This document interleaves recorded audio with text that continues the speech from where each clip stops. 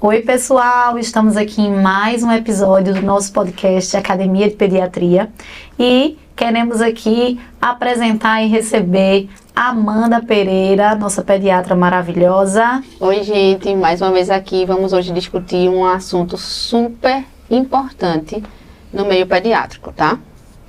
E nosso Felipe Marinho, o rei da emergência pediátrica. E aí pessoal, tudo bem? Então, como a Amanda falou, como Tarsi já comentou, hoje o tema com certeza é muito quente, tá? Hoje, na verdade, não sei se é quente ou frio, né? Porque bronquiolite é mais né, das épocas chuvosas, mas vamos hoje comentar, né, sobre bronquiolite viral aguda. O terror da pediatria, não tenho dúvida. Pois é, o terror, na verdade eu diria o terror dos médicos, porque médico gosta de tratar. E muitas vezes a gente vai só observar a evolução da doença, né? Eu sei que dá uma angústia. E a gente vai falar sobre isso, tá? Mas eu já tô trazendo spoiler lá do final. Tem muita coisa pra gente conversar antes, né? Inclusive, começando pelo começo, vamos lá, Amanda, define pra gente bronquiolite viral aguda, porque já vamos começar quebrando tabus.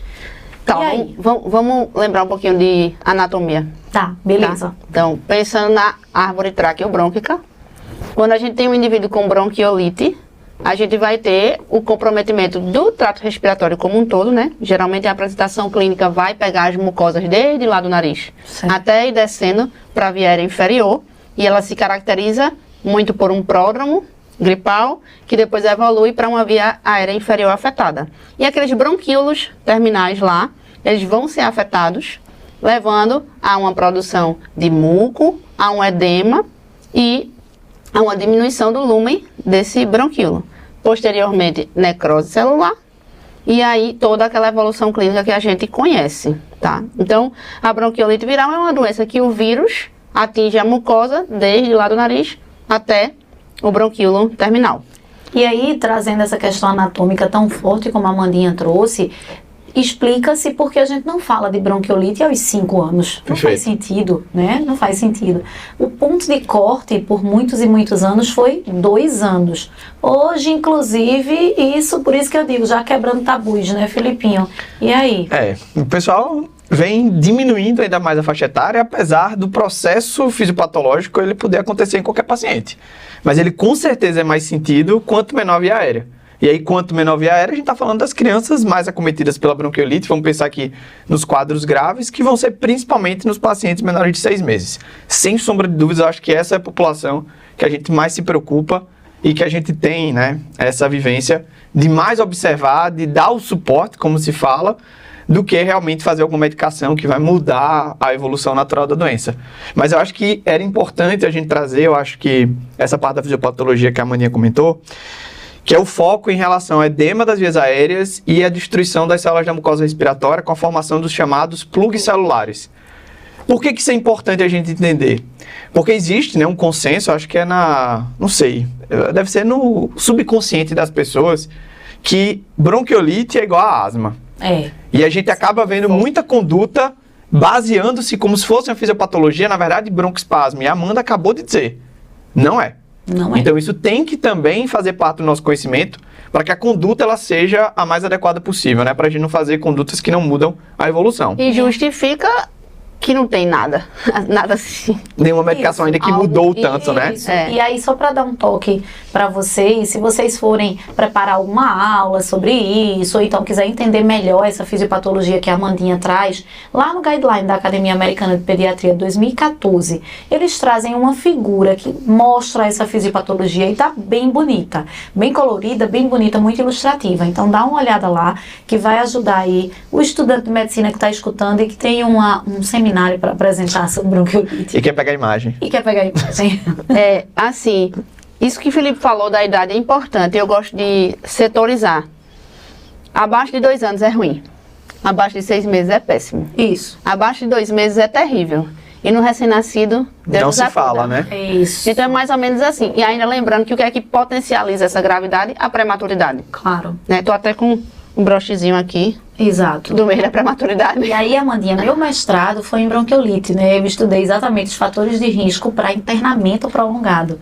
E aí, o que eu achei de fator de risco significativamente, estatisticamente significativo, foi o mesmo que traz vários outros estudos semelhantes. A prematuridade. Então, é um fator de risco importante.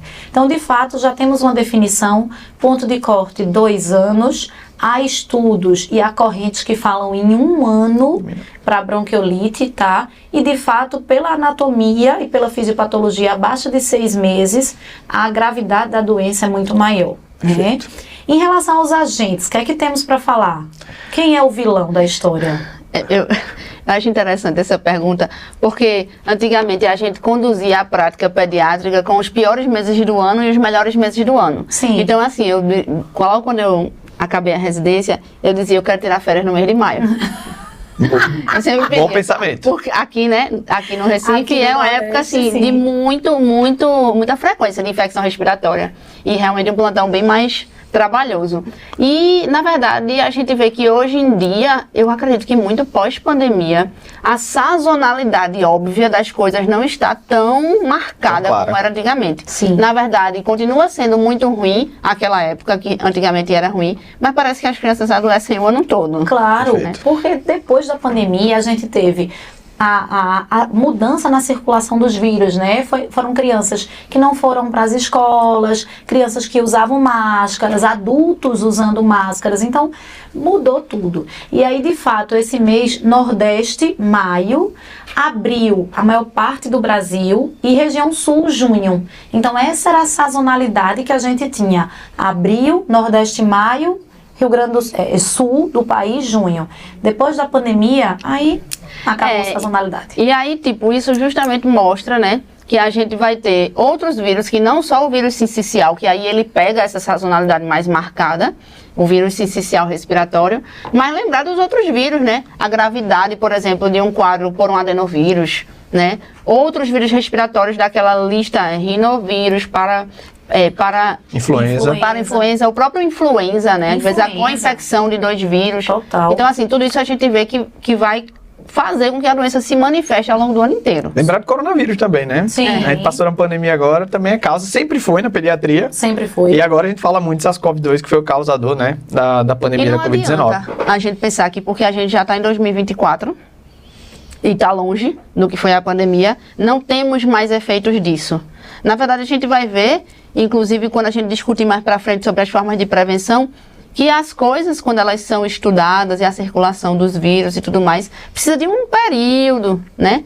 Observando a população adoecendo, a população ativando o sistema imune para aquilo, causando alguma resistência viral e mudando esse cenário. Então, o que a gente viveu na pandemia foi algo muito agudo de isolamento e a gente ainda vai passar alguns anos aí sofrendo as consequências disso, né? E até para saber qual vai ser o desfecho final, né? Tem estudo, tem coorte do pós-pandemia que mostra uma mudança do perfil da bronquiolite viral aguda em relação à gravidade. Foi observado que os pacientes eles precisavam de mais oxigênio.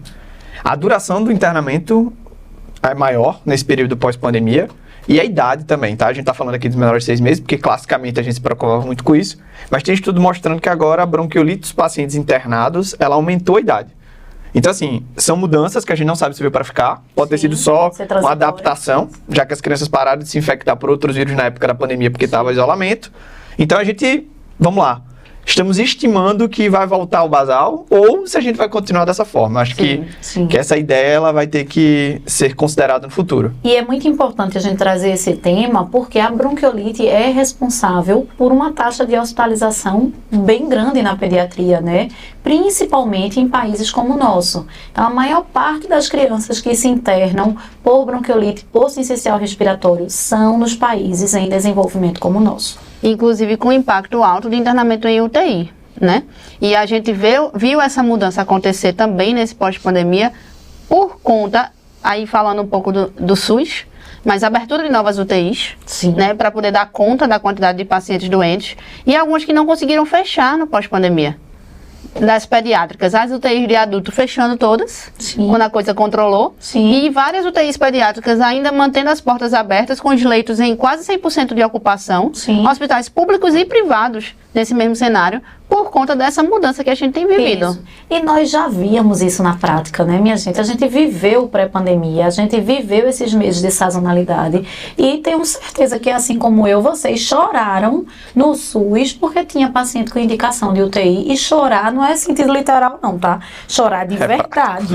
É prático. De você não ter uma UTI para botar aquela criança que você sabe que vai precisar de um ventilador. Então, se teve uma coisa boa para a pediatria com essa pandemia, foi a abertura desses novos leitos, pelo menos aqui no nosso estado, e que vieram para ficar, né? Não, como se a gente sempre tivesse a necessidade, sempre né? Sempre acho tivemos. Que faltou aí né? também essa adaptação anterior. Exato. E aí, já que já abordamos essa questão de quem é o vilão, é o sensicial, mas temos outros agentes que podem fazer esse papel, ou central ou de co-infecção, a gente também tem que trazer, só para fazer uma breve revisão, quadro clínico e diagnóstico, né? E aí, mudou o quadro clínico pós-pandemia? Ainda bem que não. Ou ainda somos os mesmos? Ainda bem que não. Ufa, né? Ainda bem que não. Ainda somos os E mesmos. o melhor, não tem critério. Pra mim, eu adoro quando não tem critério, tá? Então, eu acho que o quadro clínico, ele é bem clássico. Eu gosto muito de falar que ele... Ou é a primeira crise de sibilância, que esse é o clássico, o pessoal sempre lembra disso. A primeira crise de sibilância é uma criança jovem, então geralmente menor de 2 anos por definição. É assim que a maioria dos estudos falam. Mas a gente também tem que lembrar como se fosse um quadro que iniciou em cima e depois desceu. Sim. A Mandinha trouxe a fisiopatologia da inflamação, que vai lá do epitélio nasal, né, da mucosa nasal, e que desce até o bronquíolo. Beleza. Então, o resfriado, ele vai começar lá em cima, e aí esse vírus ele vai acometer, além da via aérea superior, também vai acometer a via aérea inferior. Então a gente espera, por exemplo, que tenha coriza, obstrução nasal, pode ter febre, geralmente no início do quadro, vai ter tosse. E depois, meu paciente, geralmente por volta do 3º dia, mas podendo atingir o pico da piora até ali próximo do 5º dia, a tosse vai piorar. O paciente vai começar a ter comprometimento de via aérea inferior, classicamente, então ele vai começar a ter desconforto respiratório, aumento da frequência respiratória. E eu acho que chama atenção a ausculta, né? Sim. Porque ou a gente vai encontrar sibilância, que seria, digamos assim, o clássico, por causa da obstrução, ou às vezes, o que também é muito comum, principalmente em criança pequena, é a gente encontrando estertoração. Então a gente escuta estertor em todos os locais, e isso também pode fazer, né, a gente auxiliar, né, no caso, no diagnóstico clínico desse paciente, porque o diagnóstico é clínico. Não precisa de exame complementar nenhum, Isso. classicamente. Isso. Voltando essa questão de quadro clínico e diagnóstico para o consultório. E aí, Amandinha, tu pega muita bronquiolite no consultório? Bastante. Muita, né? Ainda bem que é na fase inicial, né? Eu brinco que é a doença genética do 2º filho. Ele já nasceu com doença genética. Aí tem familiar que fica assim. Essa é a doença genética do 2º filho. Porque Totalmente. termina sendo, né, a fonte de contaminação e assim, Sempre mais velha, né? a Coitada. angústia da maioria das famílias, principalmente quando a criança mais velha já frequenta o ambiente escolar, que é um ambiente de maior contaminação, faz parte, né? Então a gente termina tendo isso num ambiente de emergência pediátrica, num ambiente de ambulatório. São pacientes que circulam toda a prática do pediatra como um todo, né? Exato. E aí, muito isso. Ô, doutora Tássia, João foi na escola e aí chegou em casa gripado. Fulaninho tá com 15 dias de vida. E aí, como é que é? Ele vai gripar? Eu disse, veja, período de incubação de 2 a 8 dias. Então, se bater 8 dias e ele não gripar, aí, ok, pode pagar a promessa, né? Que deu tudo certo, o período de incubação foi e nada. Se começar aí uma febrezinha baixa, uma coriza, uma tosse, o que é que você vai fazer? Isso é uma bronquiolite? Não sei. Vamos ver a evolução. Infelizmente, não tem o que fazer, né? Então, é esperar a evolução natural da doença. E aí é isso, a ausculta alterada que deve aparecer ali no 3º ao 5º dia, que vem junto com a piora, né? Com certeza. Toda Lembrar- bronquiolite interna? Tá assim uma coisa só que tu falasse aí da criança de 15 dias no teu exemplo. Sim. Lembrar que essa criança que começa a apresentar febre com sintomas gripais, ela não tem febre sem sinais localizatórios. Isso, importante. Isso vai mudar a nossa conduta. E isso vai mudar, assim, substancialmente a vida dessa família. Total. Né? Se derem o carimbo de febre sem sinal, vai ganhar um bocado de coisa, né? Isso. Mas é outro episódio, só pra deixar mas, claro. Assim, isso é de suma importância, porque você que tá lá no plantão, e a gente recebe muito isso na enfermaria, né? A gente recebe muito isso no consultório pediátrico. Doutora Tássia, eu tô aqui na emergência do hospital privado. E aí vão internar. Mas vão internar por quê? Porque tá com febre. Certo, e tem mais o que? Tosse, catarro, coriza, o irmão mais velho está doente. E estão dizendo que é sepse. Calma, né? Não é febre sem sinais localizatórios. Ele tem um foco. Agora, vai internar ou não vai internar? E são outros 500, Sim. né? Mas primeiro, é febre sem sinais localizatórios? É sepse, porque é um recém-nascido com febre? Não necessariamente. Tem um motivo para essa febre. E bota outra situação que é bastante comum também na prática, o menino tá gripado, ele é um lactente jovem, e aí o pessoal, pelo risco de evoluir com bronquiolite, interna também. Ave Maria. Ainda tem esse fator. Tem É verdade. Muito. Tá? Tem Então o menino tá lá muito. obstruído, tá com coriza, tá tossindo, Tem. mas não tem desconforto. Às vezes não tem nem ausculta, tá? Ou seja, não é bronquiolite. Vamos dizer que é só um resfriado. resfriado. E ele interna pelo risco da bronquiolite porque ele tá no 3º, 4º dia do resfriado. Isso também tem que ser chamado a atenção, Que não porque é essa pra ser conduta, assim. ela não é, É. digamos assim, informal, tá? Não. É uma conduta completamente Você que informal. está no posto de saúde, o que é que você pode fazer? Orienta essa mãe, pede para o agente de saúde ir lá visitar. Volta todo Né? dia no posto. Perfeito, eu Volta sempre todo falo dia no isso. Posto. Pronto, perfeito. Volta todo dia no posto, entre um paciente e outro. Peraí, entra aqui. Só para dar uma olhadinha. Eu sei que olhadinha a gente não é em vitrine. Mas em pediatria, como é tudo no diminutivo, Mas conta uma frequência respiratória, vê uma saturação, faz uma dá ausculta, né? olhadinha Perfeito. nele. Eu Exatamente, claro, né? Duas situações perigosas, tá? Já comentaram aqui. Então, febre sem sinal localizatório com sinal e o risco de bronquiolite, que veja, risco de bronquiolite eu tenho também, tá? É. Claro, então, assim, tem que ter cuidado com essas definições que parece que vai passando de pessoa para pessoa, Você fica não totalmente na tem, não. informalidade. Você não tem, não. Sei lá, eu tenho uma idade ainda. Você tá tem de boa. 22, não é 2. Você Mas tem aí vê, só que tu perguntasse a questão do risco do critério de internamento, né? Sim. Isso varia um pouco dependendo da literatura, mas lembrar que os critérios que são utilizados, eles têm a ver com a capacidade de se alimentar, que termina sendo um critério de todo tipo de doença, Sim, desconforto respiratório intenso, que possa fazer um risco maior de broncoaspiração, isso. uma criança que tem necessidade de oxigênio terapia. Essa eu acho que eu não tenho dúvida. Essa eu não tenho dúvida, tem? O quê? Não, De qual a saturação que eu vou usar? Ah, essa tem, viu? Muita gente tem dúvida pois nessa é. daí. O problema é que Vamos discutir isso aí. para cada tem fonte que fala diferente. De pneumonia para bronquiolite é diferente. Perfeito. Para asma já é diferente também. Já é diferente também. Para o nível de vigilância talvez também seja diferente. Para o acesso à saúde é diferente, né? Total. É. Total. Então, só para deixar isso bem claro, tá? A gente tem as referências que, a depender de onde a gente leia, a definição de saturação para iniciar a oxigenoterapia e, consequentemente, internar, ela muda. Então, a gente tem, por exemplo, a Sociedade Brasileira de Pediatria, no último documento, então a nossa, né? Ela fala acima de 90%. Então, em teoria, 90% para baixo vai precisar de O2, então vai ter que internar. A gente tem a Academia Americana, que é um pouco mais agressiva, certo? Na verdade, agressiva não, né? Ela é mais cuidadosa, que aí ela fala de 92%. Então, entre 90% e 92% parece ser um consenso. E aí eu chamo até a atenção de outra coisa.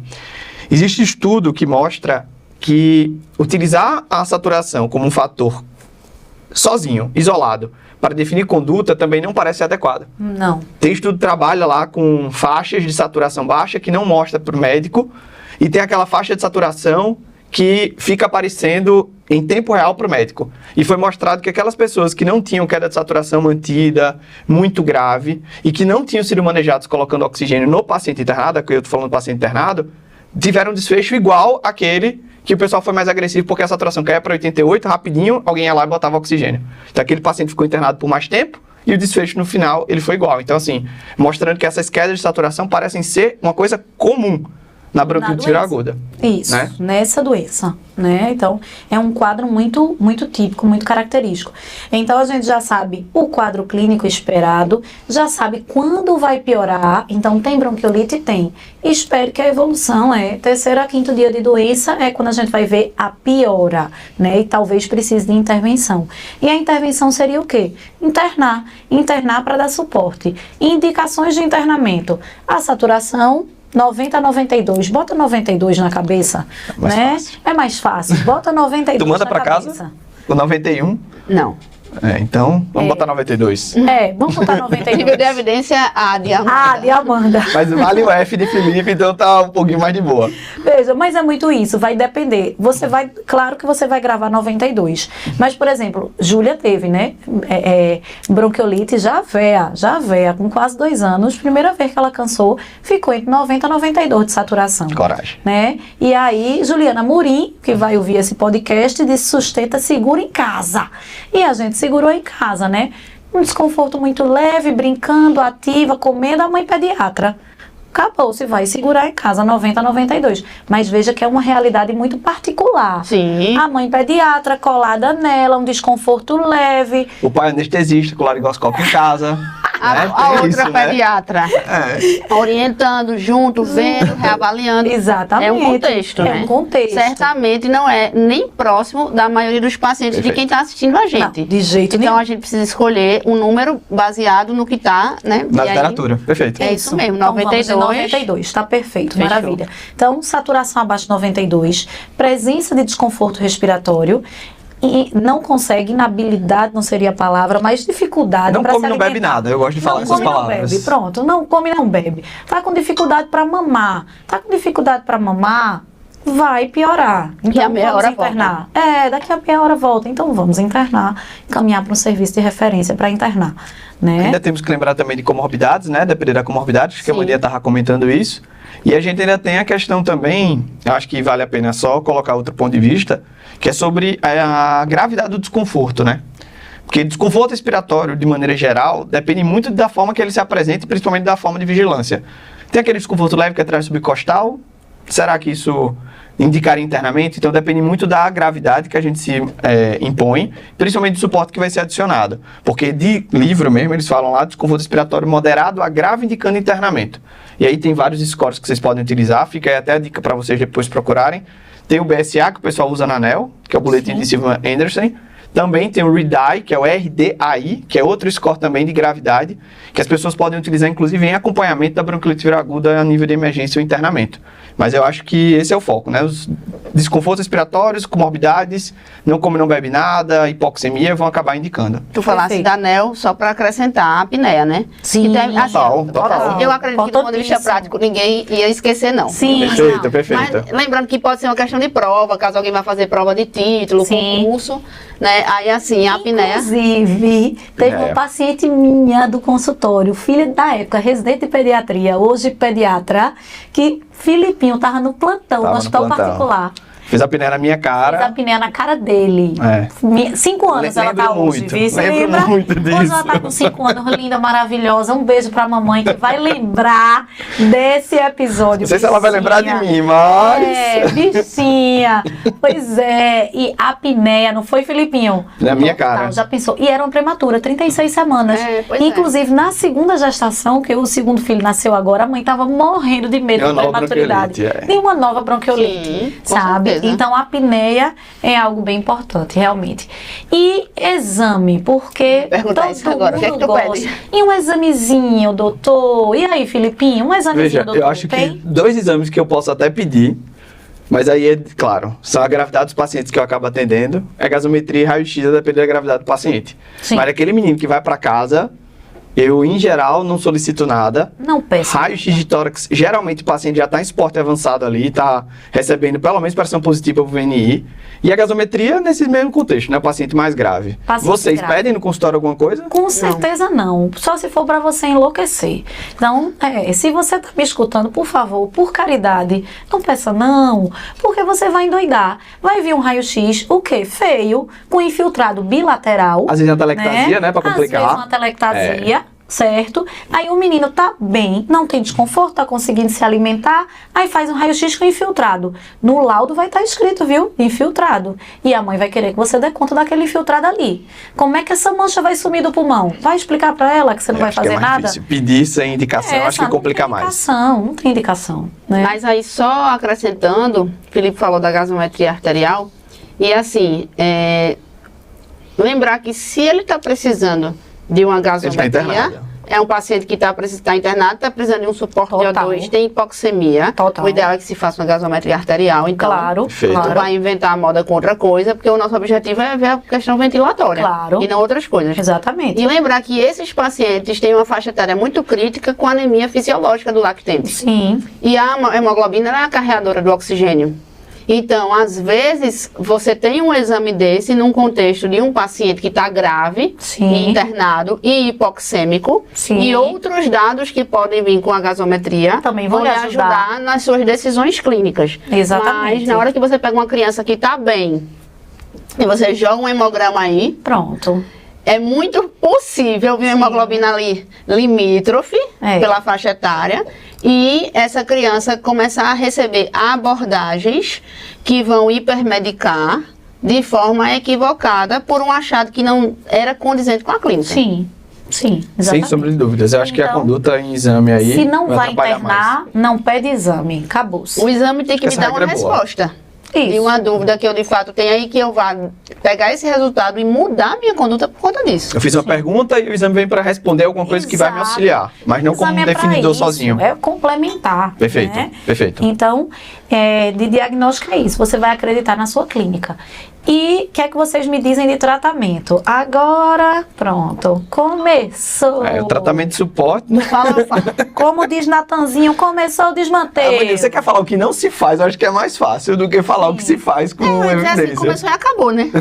Eu acho que poderia ser essa frase também. Começou e acabou. Eu também Então, acho. pensando naquela fisiopatologia, eu gosto muito e eu dizia isso muito aos residentes. Gente, a gente explica para as famílias, enquanto médicos, e a gente tenta orientar que as doenças virais vão ter seu ciclo. Sim. Essa é uma doença viral que vai ter seu ciclo, só que Chata, uma parte do arrastada. ciclo dela acomete um órgão nobre, Exato. que é o pulmão. Sim. Então, e a via respiratória, né, que é vital. Então, a gente tem um ciclo desse vírus que vai durar algum tempo ali dentro de uma criança mais vulnerável, Sim. e que vai exigir de nós uma vigilância mais rigorosa e muita paciência no manejo. Porque como médicos, principalmente nós três aqui que tivemos uma formação muito terapêutica na nossa graduação, a gente fica no ímpeto de fazer alguma coisa. Sim. Enquanto, às vezes, quanto mais a gente faz, no caso de bronquiolite, mais a gente atrapalha a evolução da doença. Sim. Né? E a pediatria, sendo bem filosófica, mas a pediatria é um exercício de paciência, minha gente. Eu conversando com o marido de Amandinha, que é geriatra, eu disse a ele, veja, o bom do meu paciente é que ele só melhora, entendeu? Ele só melhora, então muitas vezes a gente tem que esperar pacientemente e vigiar, né? Porque se for necessário a gente intervém. Com certeza. Né? Essa questão do suporte e até fazendo, começou o tratamento e já terminou. A gente brinca porque teoricamente não tem remédio, mas tem. Tem vigilância e tem suporte. Por quê? Internou. O que é que a gente vai fazer?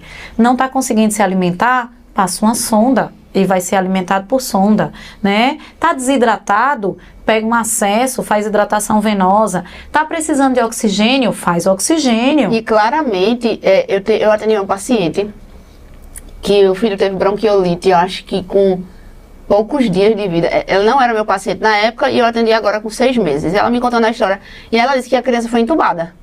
Aí eu disse, aí na intubação tu ficasse louca, né? Ela disse, não.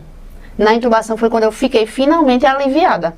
Porque eu tava vendo ele piorando tanto, piorando tanto, piorando tanto. E não via ele melhorar. Sim. Eu tava vendo a hora dele ir embora. E Sim. quando entubou, de fadiga muscular. eu vi o quanto ele ficou confortável. Isso. E eu vi, pô, agora eu tô com esperança de que ele vai melhorar. Sim. Então a oxigênio-terapia que a gente usa aqui, bota um oxigêniozinho. Sim. Ele vai trazer conforto para a criança. A partir do momento que eu tenho hipoxemia, eu tenho alteração do nível de consciência, irritabilidade. Eu vou ter alteração de todos os órgãos e sistemas. Sim. E sofrimento tecidual globalizado. Total. Então, é terapêutico. É terapêutico. Né? É terapêutico. Não é remédio, Perfeito. mas é terapêutico também. Isso, exatamente.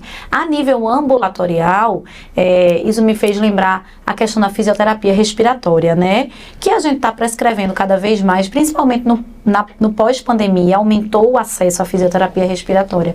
Mas eu preciso mencionar que os estudos não é consenso na literatura, os estudos não mostram que tem diminuição na gravidade de doença, né?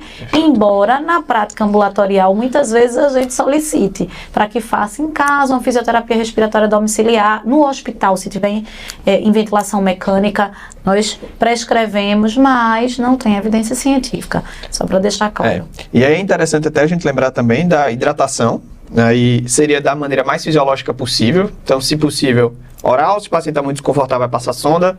Se o paciente estiver em franca insuficiência respiratória ou iminência, vai ter que botar hidratação parenteral. A gente tem que lembrar também da forma de fornecer o suporte respiratório. Então, pode ser de baixo fluxo, pode ser só um catéter, pode ser uma máscara não inalante, né, para atingir FiO2 de 100%. Às vezes, uma máscara de Venturi com as FiO2 das mais variadas. E, claro, nos pacientes mais graves, aqueles que têm, né, ali necessidade de suporte respiratório, vão precisar de ventilação não invasiva. Hoje está sendo muito comentado catéter nasal de alto fluxo, CPAP, né, que é aquela pressão contínua nas vias aéreas, é um nível só de pressão, e ainda tem o BIPAP, que seria a VNI com 2 níveis de pressão, a pressão expiratória e inspiratória, como se fosse uma graduação. E aí, naqueles pacientes que, apesar das terapias não invasivas, não melhoram, a gente vai ter que intubar, como a Amanda trouxe, tá? Então, a intubação, sim, vai acontecer na bronquiolite viral aguda. A gente tem que 3 a 5% dos pacientes com bronquiolite vão ter um quadro grave e são os pacientes que vão precisar de um maior suporte. E aí, claro, se a gente tiver na sazonalidade, eu vou ter 3 a 5% de uma grande quantidade de pacientes e uma grande carga nas emergências e nas unidades de terapia intensiva, sem sombra de dúvidas. Mas eu quero polemizar. Polemiza não. Eu quero polemizar. Eu quero saber quem faz broncodilatador de curta. O famoso beta 2. Bora. Vamos polemizar? O pessoal tem raiva comigo. O pessoal tem raiva de mim, na verdade. Raiva comigo não. Raiva de mim. Você é uma pessoa tão boa. Por Não, quê? porque assim, veja. Aí eu vou colocar a minha posição. Sim. Eu sou apenas de hospitais terciários. Eu Certo. tenho, querendo ou não, uma estrutura um pouco melhor do que as estruturas de unidade de pronto atendimento aí comuns. Sim. Então, quando o paciente fica ruim, eu coloco ele na terapia ventilatória não invasiva inicialmente. Se não for, né, ali suficiente, eu coloco ele em terapia ventilatória mecânica invasiva. Então, o que eu costumo ver é que o broncodilatador ele traz irritabilidade, ele traz, querendo ou não, um conforto para a equipe médica, mas sem trazer um conforto, na verdade, para a situação clínica. É tipo assim, eu prescrevo, estou ali, disse que prescreveu alguma coisa, vou ficar mais confortável porque está prescrito. Eu fiz E eu até alguma diminuo a coisa. vigilância, às vezes. Então, assim, eu não sou a favor disso, porque assim, se não tem evidência, principalmente naqueles meninos menores de 6 meses, que acabam estando na sua primeira crise de sibilância, eu, em geral, não faço broncodilatador. Em geral, não. Vou dizer que faz muito tempo que eu não prescrevo broncodilatador, se minha suspeita clínica principal foi bronquiolite. E se prescreverem, o que é que você faz? Aí eu suspendo. Os doutorandos ficam chateados comigo, mas eu suspendo bonito. Eu na enfermaria também. Eu era o terror da suspensão. Não tem evidência. Embora a fisiopatologia faça a gente pensar não o beta 2. O beta 2 não é asma, não é hiperreatividade brônquica. A fisiopatologia faz a gente pensar em corticoide. Né? É inflamatório, né? Inflamatório, né? Eu acho. Mas e aí, Amandinha? Rola um corticoidezinho? Uma prednisolona? E aí? Tá, então corticoide sistêmico, tu tá falando. Sistêmico. Porque também tem a opção do corticoide inalado, né? Se quiser, comenta logo os dois, Comenta né? os dois. Tá. Eu vou fazer só um comentário do beta 2. Sim. Né? Felipe trouxe a questão e vocês viram o que ele falou. Quando a minha principal suspeita clínica foi bronquiolite. Perfeito. Sim. Tá? Porque, obviamente, que a gente precisa fazer uma prática médica individualizada. E se há alguma evidência clínica que possa sugerir que não seja uma bronquiolite e que seja uma crise de sibilância com uma fisiopatologia de asma, a gente pode lançar mão do uso dessa medicação se tudo fala a favor disso e se a gente não vê resposta, a coisa perde o valor de falar a favor de sibilância. Me dê um exemplo disso que você Vamos lá. está dizendo. Terceiro filho de uma família que já tem 2 filhos. Esse terceiro filho está com 6 meses, cansou agora. Não foi o primeiro episódio, porque já adoeceu Outras os vezes. irmãos. Então essa pode ser uma opção. Ou até foi o primeiro episódio, mas é uma criança que eu trato de dermatite atópica, por exemplo, desde 1 mês de vida, que ele evolui com atopia, que ele tem pregas. Então, é uma criança que vai ter um fator de risco para marcha atópica.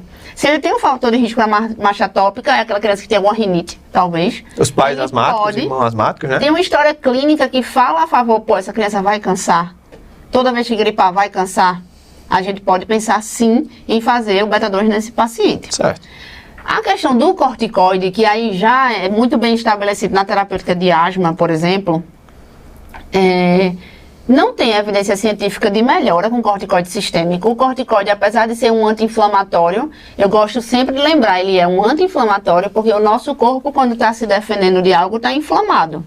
Mas se o corpo está se defendendo de algo e eu vou colocar algo que inibe essa defesa do meu corpo, existe inclusive na literatura a descrição de piora de pacientes que usam corticoide sistêmico, principalmente se forem crianças pequenas.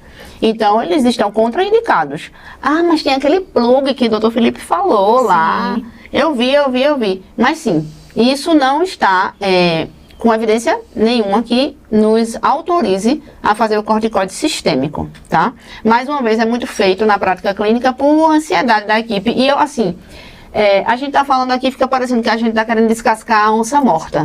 Mas não é isso, né? O médico do dia seguinte é sempre o melhor, né? O melhor. Sempre. Mas esse médico do dia seguinte, ele tem, eu acho que a obrigação quase de chegar pra família e dizer, olha, o contexto de chegada aqui era esse. Isso aqui foi feito, tudo bem. Agora que a poeira baixou, a gente está colhendo de novo a história clínica, está vendo de fato o que é que está acontecendo. Sua criança tem isso e essa é a melhor evolução para ele, é fazer isso aqui. E aí a gente vai suspender as medicações com segurança.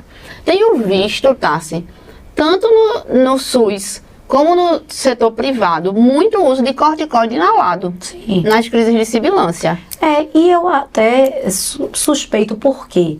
Com as atualizações do GINA 2024, que o corticoide inalatório ganhou espaço para a asma no evento agudo, aí a gente está trazendo isso para outras doenças, né? Mas olha, outras doenças, outra fisiopatologia. Inclusive, eu acho que rola um podcast de atualização, né? Tem que ter. De asma, né? Tem que ter, né? Mas enfim, não tem evidência. Não dá pra gente extrapolar o tratamento de uma coisa para outra, nesse caso, Sim. porque a gente tem faixa etária que não é semelhante, fisiopatologia que não é semelhante, e evolução clínica já mostrada em vários estudos robustos de que não tem desfecho favorável ou não modifica o desfecho. Perfeito. Agora, com relação à fisioterapia, a evidência científica realmente é essa, mas tem uma coisa que eu acho muito importante, que é o conforto. Sim, Tá? Concordo plenamente. Porque o conforto do paciente, ele vai repercutir num conforto para a família Sim. e para a equipe. Sim. Não um conforto por ansiedade. É diferente de, eu vou prescrever um remédio qualquer Sim. e eu vou no estudo e vejo que se eu prescrevo um salbutamol, eu diminuo a vigilância. Isso está colocando o paciente em risco. Sim. Mas a partir do momento que entra um profissional da multi na jogada Sim. e que vai trazer algum conforto, pode ser uma situação a ser ponderada sim para esses pacientes. Plenamente. Tanto é que eu prescrevo. São pacientes com muita obstrução nasal. Às vezes a família não consegue fazer lavagem, não consegue Sim. tirar aquela secreção. Um profissional que chega ali focado para fazer aquilo, ele vai deixar aquela criança mais confortável para dormir naquela noite. Perfeito, eu também acho. Ele aliviar a viária superior evita uma complicação comum da bronquiolite, que é a otite, né? Então, assim, a gente tem que lembrar que a bronquiolite pode complicar com otite, com sinusite, com pneumonia. Isso. Que são as complicações de doenças respiratórias em geral. Sim. Então, assim, nesse caso, é um sintomático, talvez, que entra como os No outros suporte. sintomáticos que a gente coloca no suporte. Concordo plenamente. Tanto que prescrevo, concordo plenamente. Pra mim é mais fácil prescrever porque os meus pacientes são mais Estão graves. ocupados. Exato. No seu caso aí não tem nem escolha, né? Olha só, agora, antes da gente ir para a próxima parte, que é inovação, o que é que teve 2024? Novidade, né? As novidades de 2024 relacionadas a VSR, bronquiolite, etc. Eu queria falar só sobre antibiótico. Tá? Antibiótico, e aí? Prescrever, não prescrever? Eu vejo muita azitromicina. Internou por bronquiolite viral aguda e ganhou uma azitromicina. Ganhou E na aí? promoção. É promoção, Ganhou né? na promoção. Tá bom, Veja. Certo. Ó, broncodilatador, eu vou botar fisioterapia porque é o que tá no estudo. Fisioterapia, corticoide sistêmico, corticoide inalatório, até adrenalina às vezes a gente vê o pessoal fazendo. E entrando aí antibióticos antivirais, não há demonstração de benefício. Mas a azitromicina tem um papel como anti-inflamatório. Não existe definição para um quadro agudo de bronquiolite e o uso da azitromicina. O que a gente vê hoje de literatura são alguns trabalhos trazendo um termo de troublesome lung, que é como se fosse um pulmão trabalhoso, um pulmão meio que estranho. Aqueles meninos que estão com sibilância há mais tempo, que estão tentando colocar a possibilidade do uso da azitromicina como imunomodulador, mas não é, em nenhum momento, para bronquiolite viral aguda. Então, bronquiolite viral aguda, antiviral, antibiótico, nada. É muito importante para a gente lembrar que o manejo Perfeito. não vai envolver uma doença ou um antibiótico para efeito anti-inflamatório. Perfeito, zero. E eu acho que outro ponto que a gente tem que comentar, acho que só as custas, né?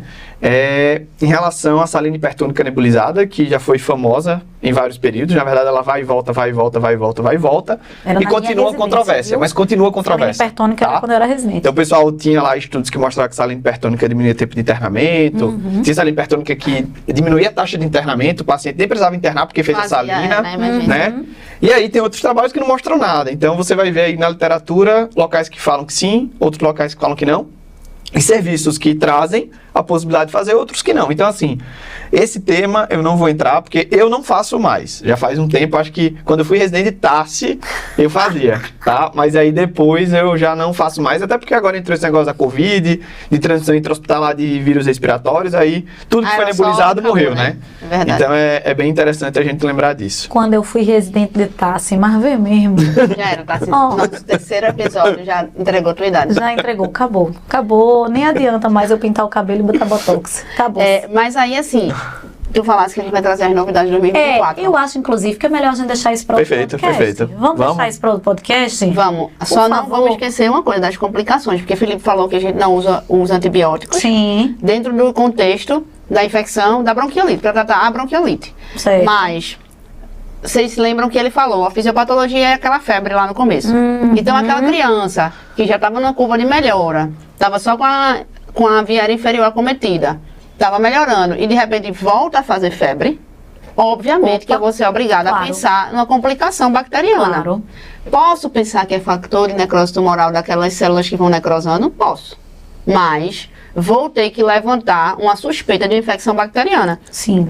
Talvez aí caiba um rastreio infeccioso, talvez aí caiba um exame complementar, talvez aí caiba uma ponderação de um antibiótico. Perfeito. Se eu encontro uma otite, se eu suspeito de uma sinusopatia, voltou a ter descarga nasal e agora amarelada, purulenta, numa criança que já estava num quadro clínico quase em melhora, Sim. ou uma criança que começa a evoluir com piora da via aérea inferior, que pode estar fazendo uma pneumonia bacteriana, Sim. né? Então, nesses casos, a gente vai usar o antibiótico e aí ninguém vai ter dúvida, Perfeito. né? Claro. Então, vamos conversar melhor sobre o uso de antibiótico e o que veio de novo da bronquiolite no próximo episódio, né?